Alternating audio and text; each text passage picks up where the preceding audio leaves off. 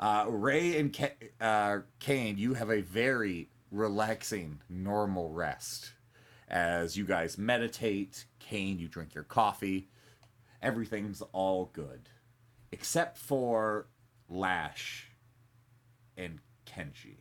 Because both of you do Because something. we're dogs. Is that why? Because we're dogs. Well, I didn't even think No. about that. So Lash, this is gonna. Thank you for helping me color this. Both you and Kenji do this thing that is completely different from these two, called sleep, and specifically, you guys have dreams. More like nightmares, but sure. Oh, don't worry, Kenji. Things won't change. It's dreams for me. I mean, I wasn't expecting it to change, so yeah. Lash, of course, exactly like always, you don't have nightmares. Right now, you are dealing with the stress and anxiety of being a werewolf that could possibly kill all your pets and all the things that you've worked towards. And you're dreaming about being a little doggo running around chasing your own tail.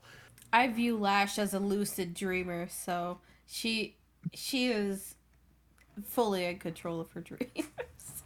Kenji, how would you think your fears about being a werewolf would manifest? Like, would you be terrified of the idea of losing control of yourself? Would you be terrified? Yes, Jake. That exactly. Nail in the coffin. Yeah. Jake, his fear would be that he would revert back to basically his assassin self, just killing with no remorse. Just like going on a rampage, just murdering everything in his path. Kenji, then what your nightmare is you scratching at your arm, endlessly scratching, losing control of yourself.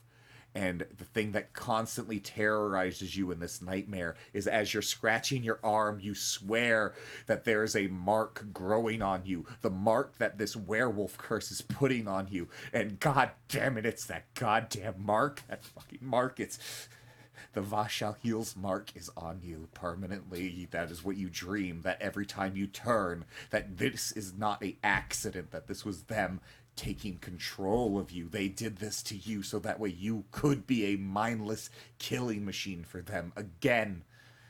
And that's all that's going through your mind as this dream hits.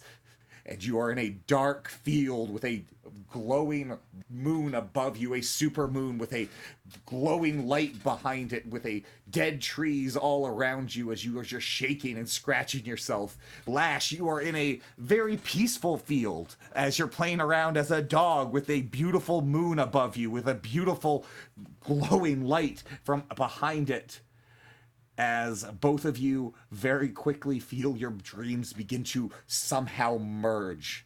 As Lash, you see Kenji, a miserable wreck of himself, in a dour state, scratching at his arm, speaking and mumbling about his past. As Kenji, you see what appears to be a playful little dog of Lash playing around in a field of misery. As neither of you can truly see what the other sees, but you are in the same space. That's such a picture, playing in a field of misery. Yes. That's poetic. So that's Ray, yes, the weed mafia, the Vashal Heel. See, fuck you. The weed mafia.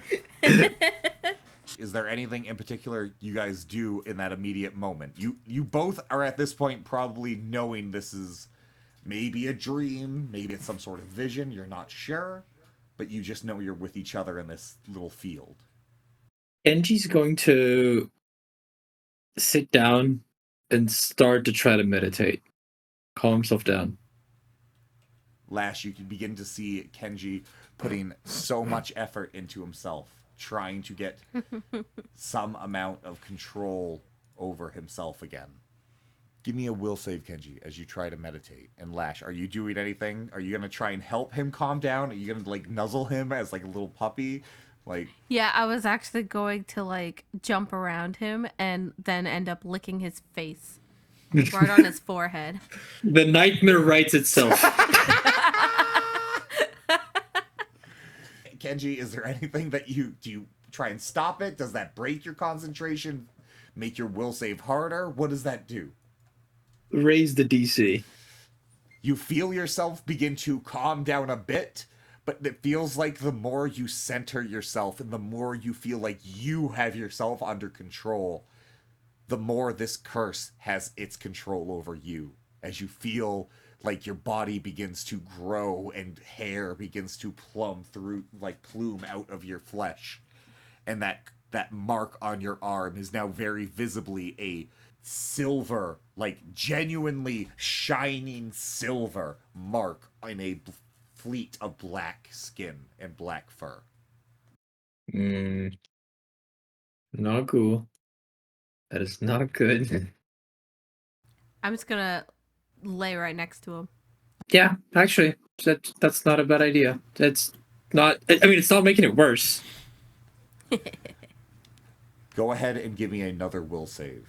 As you feel like you're trying to, instead of letting this bestial part of you take control, you are now trying to inflict your will on that beast. And you watch as that silver fur on your arm begins to fade away as you swear that the beast you're taming has no origin in any curse. As you feel like this is some beast you've been carrying with you longer than that. And it's as you are about to conquer this that you hear some sort of echoing from above. Both of you can swear it's almost coming from behind the moon itself.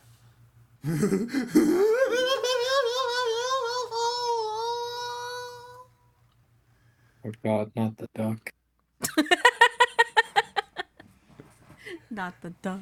Both of you begin to hear a voice that chills both of you to your bone.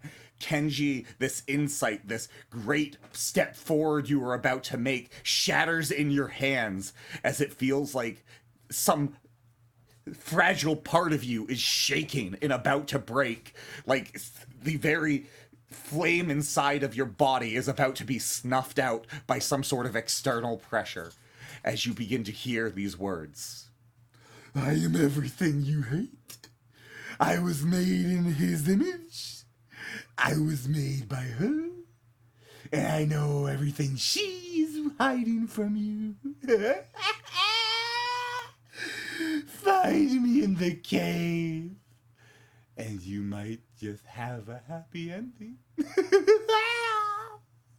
You see long fingernails begin to come over the moon, beginning to grip onto it. Kenji and Lash, this image is burnt into your mind. As you can swear, you can see this gigantic structure beginning to buckle under the weight of these fingers, as you see the moon begin to crack open and something begin to fall out. And that's when both of you wake up. The moon is an egg?